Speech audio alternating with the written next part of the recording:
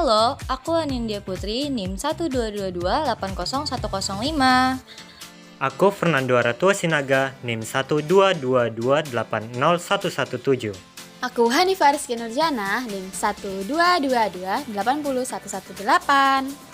Halo, saya Merdan Heriansyah, NIM 122280132. Dan Vina Fadila, NIM 122280153. Saya Trihandoko, NIM 122310054. Nah, jadi apa sih yang perlu kita ketahui dalam video ini?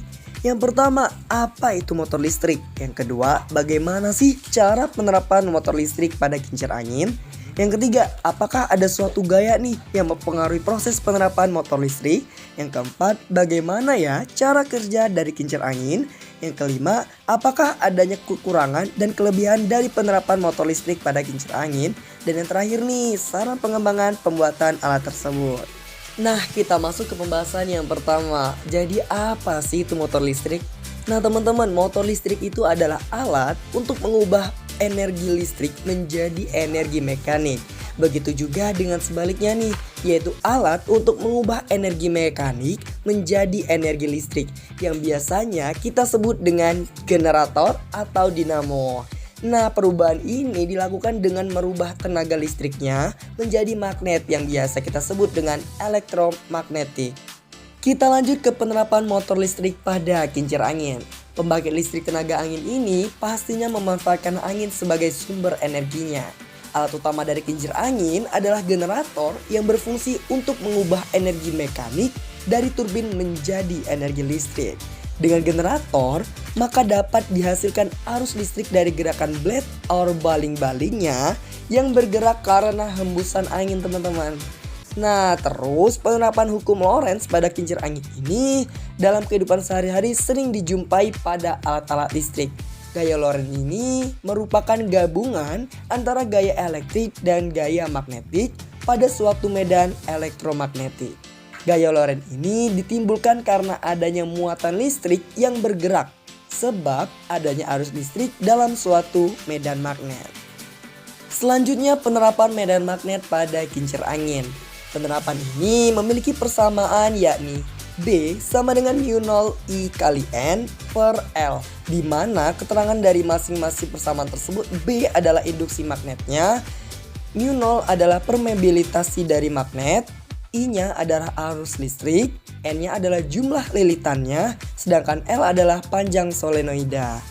Kemudian ada nih penerapan hukum Lorentz pada kincir angin ini memuat rumus F sama dengan B dikali I dikali L sin theta, di mana keterangannya masih sama nih teman-teman. F adalah gaya Lorentz-nya, B adalah induksi magnet, I adalah kuat arus listriknya, L adalah panjang kawat, sedangkan theta sebagai sudut antara induksi magnet dengan kuat arus listrik. Lalu bagaimana nih cara kerja dari kincir angin tersebut? Cara kerja pembangkit listrik tenaga angin atau kincir angin ini dapat bekerja akibat dari energi angin yang memutar baling-baling pada generator di bagian belakang kincir angin, sehingga menghasilkan energi listrik. Dengan generator, maka dapat dihasilkan arus listrik dari gerakan blade atau baling-baling yang bergerak karena adanya hembusan dari angin. Nah teman-teman, kita masuk ke langkah penerapan motor listrik pada kincir angin. Adapun alat dan bahan yang digunakan, yang pertama ada baterai 1,5 volt, yang kedua ada kawat tembaga, yang ketiga ada magnet, yang keempat ada lakban hitam, yang kelima ada origami atau kertas, yang keenam ada triplek atau styrofoam, dan yang terakhir ada amplas. Dan berikut, simak videonya baik-baik ya.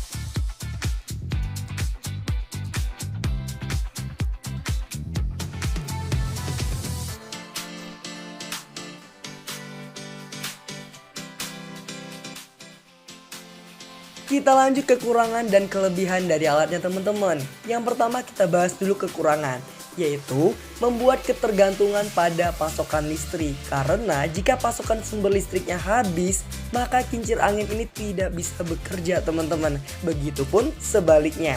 Yang kedua, motor listrik sederhana mungkin tidak dapat menghasilkan daya yang cukup besar untuk menggerakkan kincir angin dengan ukuran dan kecepatan yang lebih besar. Hal ini dapat membatasi kegunaan kincir angin pada beberapa aplikasi tertentu. Yang terakhir, menghasilkan panas yang tinggi. Yap, bener banget teman-teman, terutama jika kita gunakan dengan kecepatan tinggi. Berikutnya ada kelebihan dari alat tersebut teman-teman. Yang pertama adalah kelebihannya adalah penerapan motor listrik pada kincir angin.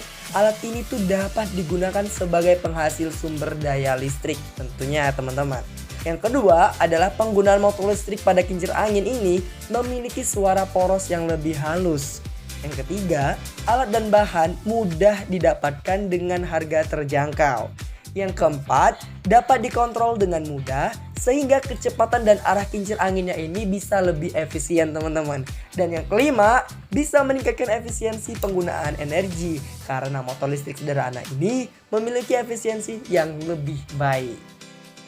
Dan yang terakhir, ada saran pengembangan dalam penerapan motor listrik pada kincir angin. Dari percobaan yang telah kita lakukan, didapatkan bahwa ada beberapa hal dapat dirubah agar efisiensi dapat menjadi lebih baik. Yaitu, yang pertama nih, baterai sebagai penghemat. Integrasi kincir angin dengan sistem penyimpanan energi seperti baterai dapat membantu mengoptimalkan penggunaan energi dan memungkinkan kincir angin untuk terus bekerja, bahkan jika terjadi pemadam listrik sekalipun. Yang kedua, desain kincir anginnya teman-teman. Ini meningkatkan desain kincir angin dengan menggunakan teknologi yang lebih modern dan efisien supaya membantu meningkatkan efisiensi dan kinerja kincir anginnya teman-teman. Yang ketiga, penggunaan bahan yang lebih kuat.